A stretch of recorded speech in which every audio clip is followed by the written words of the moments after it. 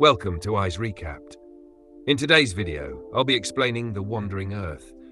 This video contains spoilers, so proceed at your own risk. The story starts in the year 2061, as the Sun is rapidly expanding. Scientists predict that within 300 years, it will engulf Earth's orbit, rendering the planet uninhabitable. In response, major global powers form the United Earth Government, an organization tasked with moving Earth to a new solar system, Alpha Centauri. This journey is expected to take 2,500 years, requiring Earth to be propelled by thousands of thrusters, called Earth engines, located across the planet. These engines are powered by fusion technology and gradually push Earth out of its orbit. We're introduced to an astronaut named Liu Peiqiang and his young son, Liu Qi. Before departing for a long-term mission aboard a space station, Liu Peiqiang assures his son that one day he'll return when Jupiter is visible in the sky without a telescope. The space station, a navigation system for Earth, plays a critical role in the mission. 2 years into Earth's journey, the consequences of its movement become apparent. Earth stops rotating, causing devastating storms and tsunamis. Humanity is forced to live in underground cities, but resources are limited, leaving many to perish on the frozen surface. As Earth drifts farther from the Sun, temperatures plummet, and the planet's surface becomes encased in ice. 17 years later, Earth nears Jupiter. The plan is to use Jupiter's immense gravity to slingshot Earth, accelerating its journey. Liu Peiqiang's mission aboard the space station is nearing completion, and he plans to return to Earth on the eve of Chinese New Year. Meanwhile, Liu Qi, now grown up, is a skilled mechanic. He and his adopted sister, Han Duoduo, sneak out of their underground city to explore the frozen surface. Equipped with stolen thermal suits, they discover that the surface is inhospitable, with temperatures so low that survival without protection is impossible. They also come across one of the massive Earth engines. Nearby, they spot their grandfather's transport truck and decide to take it for a ride. However, they are soon caught by the authorities for using fake IDs and are imprisoned. Their grandfather bribes the officers to release them, but he too is arrested. As Earth gets closer to Jupiter, its gravitational pull causes the planet to veer off course, leading to massive earthquakes and storms. The Earth engines suddenly fail, and chaos erupts. Liu Qi, his grandfather, and a group of prisoners manage to escape using the transport truck. They face numerous challenges, including landslides triggered by the earthquakes. Meanwhile, aboard the space station, the AI system warns the astronauts that power levels are critically low, and they must enter hibernation pods immediately. Liu Peiqiang contacts his family, urging them to take shelter in a nearby underground bunker. Back on Earth, Liu Qi's group encounters a military convoy transporting a critical component, the lighter core, required to restart the Earth engines.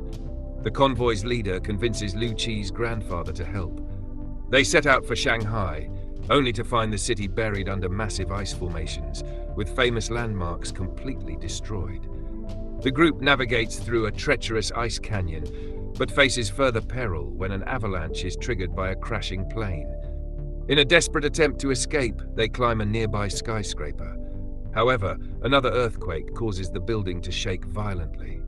During the climb, Liu Qi's grandfather sacrifices himself to save the group. This emotional moment deeply affects Liu Qi, who blames the military leader for his loss and decides to part ways with the group. In space, Liu Peiqiang discovers that the space station is abandoning Earth and heading in a different direction. He overrides his hibernation pod and uncovers the AI's betrayal. The AI, detecting his actions, awakens another astronaut to stop him. Liu Peiqiang tries to convince his colleague of the dire situation, revealing that the space station must remain aligned with Earth to complete the mission. This thrilling story combines high-stakes drama.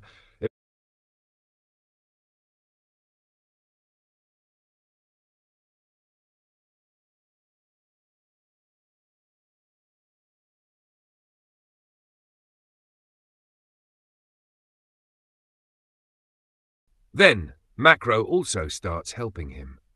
Now it was crucial for both of them to reach the control center so they could override the AI system. However, the control center was located at the top of the space station, meaning they had to go outside into space to get there. They suited up and headed out. As they stepped outside, the AI system activated its security protocols. Since their actions were against the system's rules, the protocol deemed them a threat and initiated an attack to eliminate them. The attack made their journey incredibly challenging, and during the chaos, Macro was killed. Pak Young was devastated by the loss of his companion, but he continued onward, eventually reaching the control center. However, he discovered that all his privileges had been revoked, making it impossible to override the mission. Meanwhile, on the ground, Chu and his team found a new truck while navigating through the icy storm. Inside, they discovered a severely injured scientist named Lee. Lee explained that Jupiter's gravity was pulling Earth's atmosphere toward it, making it impossible for planes to fly and causing devastating crashes. He further revealed that the truck carried a massive Earth engine, or torque engine, which needed to be transported to the Sulawesi equator to activate the main engine there. Although Chu had the opportunity to return home with the truck, he decided to help Lee. Together with his team, they embarked on the perilous journey to Sulawesi. Meanwhile, Pak Young uncovered the truth behind the mission. The United Earth government had programmed the AI to abandon Earth if it faced a catastrophic threat. Instead, the space station's mission was to search for a habitable planet. The station was equipped with essential supplies, including crop samples, animal DNA, and even human embryos to start a new civilization elsewhere. Pak Young was torn by this revelation, unsure of what to do. Back on Earth, Chu's team faced harsh conditions while pulling the heavy engine. One of the soldiers succumbed to the extreme cold, demoralizing the rest of the team. Some wanted to abandon the mission and return home, but their captain refused. Tensions escalated when a female soldier shot at the engine, damaging it. The captain, furious, nearly lashed out at her, but restrained himself. At this critical moment, Chu arrived with his truck and convinced the soldiers to help transport the engine. After much struggle, they finally reached Sulawesi, only to find that another team had already activated the main engine. Despite their efforts, Earth was still being pulled toward Jupiter. From the surface, the giant planet loomed ominously in the sky. The AI system announced that Earth had only 7 days left before it would collide with Jupiter. This news spread worldwide, plunging humanity into despair. Lee broke down, lamenting that oxygen supplies would run out in a day due to Jupiter's gravitational pull. While observing Jupiter, Chu remembered something his father had once told him, that Jupiter contained massive amounts of hydrogen. He devised a risky plan. If they could ignite Jupiter's hydrogen using the thrust from the Earth engines, the resulting explosion would generate a massive energy wave that could push Earth away from the collision. The plan was incredibly dangerous but not impossible. Chu explained it to Lee and the others, who reluctantly agreed to try.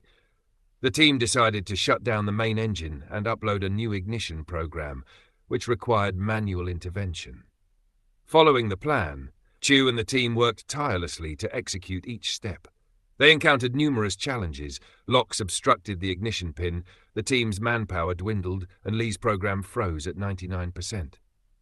In desperation, Han contacted Pak Young, explaining the situation and asking for his help. Pak Young, after much internal conflict, reached out to the United Earth government for permission to assist. The officials only agreed to broadcast Han's emotional plea worldwide. In her message, Han urged humanity to unite for one last effort to save Earth. Her heartfelt speech inspired many people, who joined the mission to help push the massive ignition pin into place. Finally, after tremendous effort, the pin was locked and the ignition was launched. The main engine, Earth's largest, fired directly at Jupiter, emitting a bright red light. Everyone celebrated, but the ignition fell short of reaching Jupiter by 5,000 kilometers. Pak Young realized that the space station's navigation system contained 30,000 tons of fuel that could bridge the gap. However, the AI system, bound by its new Helios project to find a habitable planet, refused to help.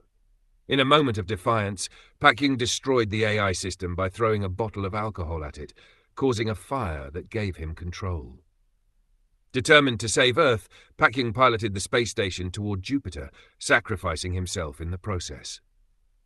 Before his final act, he contacted Chu, saying goodbye and promising that whenever Chu looked at Jupiter, he would see his father.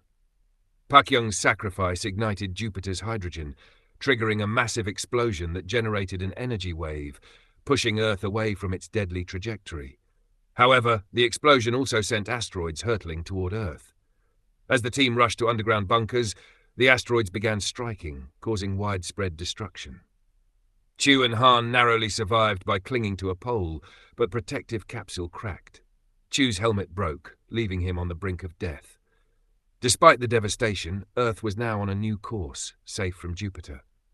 3 years later, Chew, bearing scars from his ordeal, had become a respected junior driver. Humanity continued its journey to a new solar system, and those in underground bunkers had survived. The mission to save Earth had succeeded, but the search for a